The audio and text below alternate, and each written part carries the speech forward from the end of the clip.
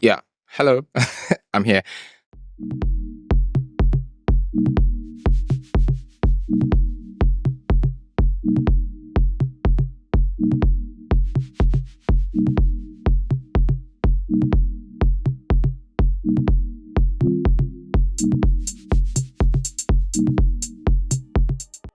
Today, I'm going to talk about surrendering.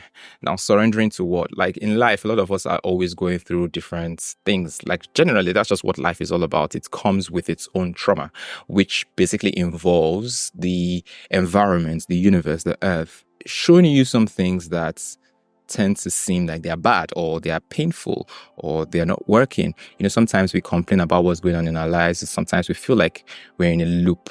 You're continuously doing the same thing, maybe living hand to mouth, maybe struggling with some issue. It could be life, it could be love, it could be anything. It could be money, it could be finances, it could be just, the people around you, environment, family, whatever it is you're dealing with. But something about surrendering is a concept that a lot of people, or rather, I tend to see differently. Now, when you talk about surrendering, it's not just about allowing things to happen to you. Rather, it's about the perspective or the approach that you take when those things happen to you. Now, I'm going to read something that I wrote a while ago on my thread. And it says, surrendering basically means doing your own bit with all your heart and leaving the things outside your control to whoever, to, whatever it is, the universe, whatever. When you surrender, you have to believe in who or what you're given the power to control your peace of mind or your state of being. Now, surrendering basically, in my opinion, is that the things that are out of your control, you leave them to be out of your control, right? And then when those things happen, whether they seem good or bad, your perspective is very important. And in a surrendering energy, you're able to break out a positive perspective from whatever it is. You're able to understand that these things are just happening. Not like anybody hates me, not like God hates me, not like the universe hates me, not like anything is working deliberately against me, but rather these are just things that happen in the world, and they are also happening for me in a sense that when they happen to me, they teach me something. I used to talk about this sometimes to one of my friends, and I said, gratitude in itself is just being grateful for what is, and you have to be able to see the good in every situation. I'm a plant dad, for example. As you can see some of my plants behind, I love to plant a lot. And there's some times that I'm not even around, I could be out of the house for a week or more sometimes. And then when I come back, I can see the plants feels like they're about to die. The leaves are already fall, looking droopy, they're already falling and stuff. And I'm just like, oh my God, sometimes I feel bad at first, like, oh, why didn't I wear this plant? Or why did I get somebody to wear this plant while I was away? Or why did I spend so much time away? But, and rather than complaining, about all of that, which I've done so many times, it got to a point where I realized that, okay, you know what? Why am I complaining about this? Why can't I be grateful, right? Grateful. Now you're wondering, how can I even be grateful for the fact that my plants are dying?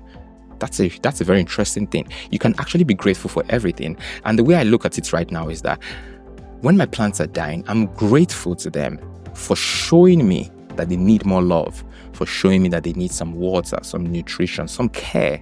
Because if I don't care for them, then they're going to die, right? If I don't care for them and then they just keep blooming and they keep doing well and they keep growing and I'm not caring for them and they keep growing like that, then I'm not necessarily learning how to care. I'm not necessarily learning love. In fact, I could just call that an artificial plant because that's the only plant that will just stay there without showing you signs. So the fact that my plant is dying or showing me signs that it's dying or it lacks some form of nutrition means I should be grateful for that gift of dying, so to speak, or that gift of that sign that it has given to me. So what I'm trying to tell you guys is that no matter what it is that is going on with you, you actually have the power, you have the strength to be grateful. You have the perspective. You can actually look into that situation and see the good that is happening in that situation for you. So what I would say right now is that in life, nothing is good, nothing is bad. Everything is just is.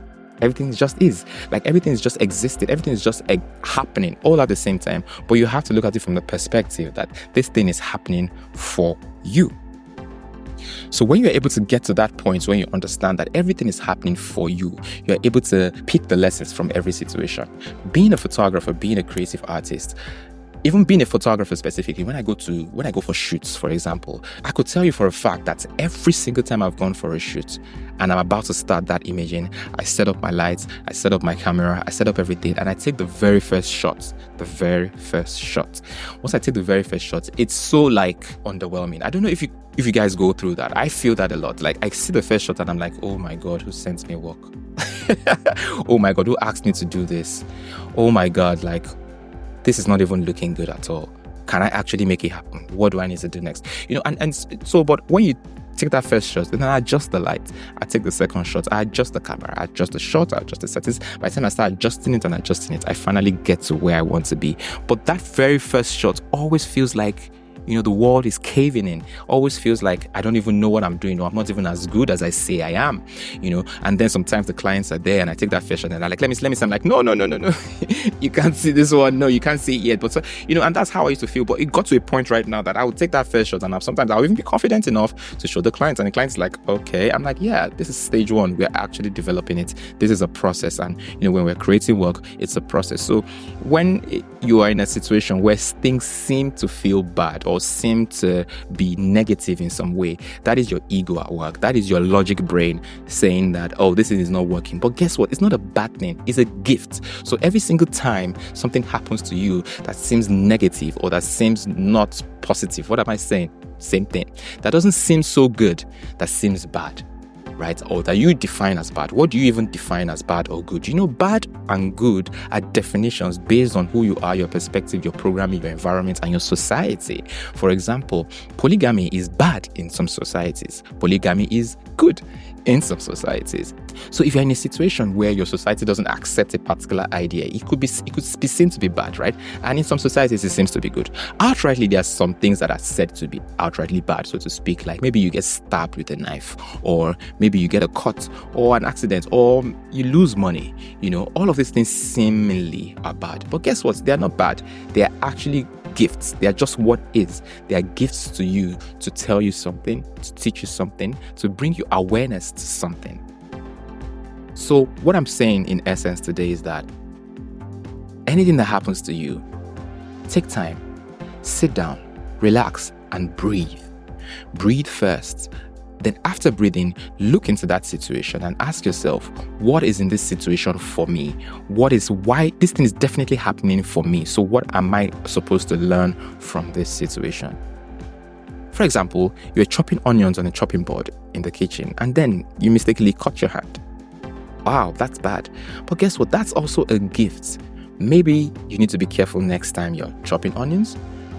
Maybe that hand needed to be like that because next day you were supposed to use the hand to write something and sign a check that you were going to lose money, and then you didn't sign the check and you didn't, we never really know what's going on. Like it could be anything, right? How do you know that if your hand did not cut that day and then you had to go to the pharmacy to get it cleaned up, you then met somebody who connected you with somebody and you then made a lot of money later in the future?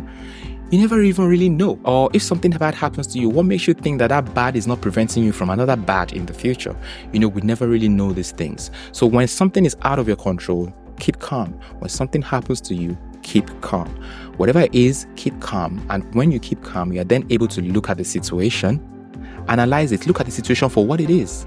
You don't call it good, you don't judge it. Look at the situation for what it is. And then from that point, you are able to see what the lesson really is in that situation. Every single thing that has happened to us is a gift. So what I'm telling you today is that as a creative, whatever obstacle you go through, whatever worry that disturbs you, whatever emotion that flows through your head, the fact that you're feeling all these things, even creative blocks, even sometimes discouragement, the fact that you're feeling all these feelings, they are all gifts and you have to feel them. Don't resist it. Feel the feeling, feel the anger, feel the love, feel the pain, feel the frustration, and when you feel it, you're able to see it for what it is. I work out a lot, and when you're working out, for example, you're doing a squat and you carry that thing on your back and you bend down and you're coming back up, you feel the pain in your leg, you feel it, and it's like, oh my God, why am I doing this?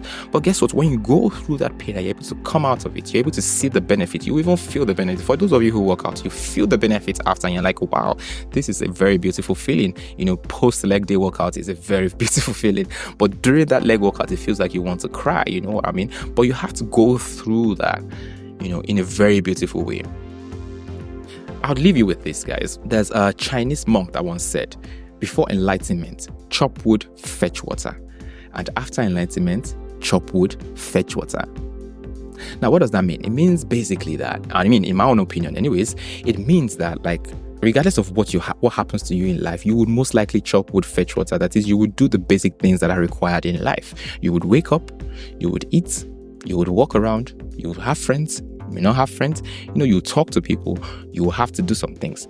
Whether you're enlightened or you're not enlightened, or even when you then finally become aware of the situations in your life, doesn't mean those things are going to stop, you know, doesn't mean those things are going to stop happening. Rather, after enlightenment is you're now doing with more awareness, more intention, more, you know, you are there in that moment. You understand why that thing is happening. You're not suffering in the process. And I'll say to you that pain and suffering are two different things. Pain is a gift. Suffering is you dwelling in that pain. Suffering is you becoming attached to that pain. So imagine I take the barbell and I do the squat, and I start crying that, nah, this pain is so bad for me. Oh my God, that is you getting attached to the pain. But when you understand that the pain is just there for a moment, the pain is just there to help you. That way, you're able to go through the pain. Now, in the first situation, both situations rather, is still going through the same amount of pain, but the first one is suffering through the pain, and the second one understands that the pain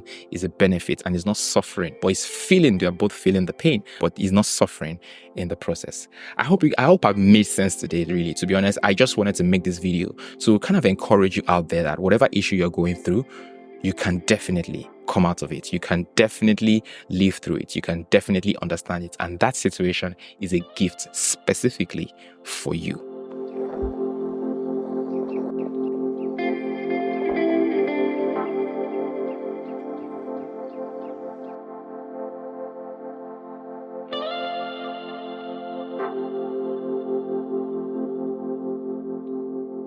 Alright guys, that is it for this particular video. Please like, comment on the video if you love this, and don't forget to subscribe to this channel and turn on your post notifications to know when I post new videos. I'm going to be making a lot of content for you guys, so please help me help you create a lot of beautiful experiences. I'm basically sharing my own experiences with you, so a lot of things I say doesn't necessarily mean I'm even a guru at, or I've already solved or hacked the system. Rather, we're all going through this journey together, and these are some of the experiences I've had, and I'm even currently having. So guys, don't worry, everything is actually already perfect the way it is. See you guys in the next one. Bye.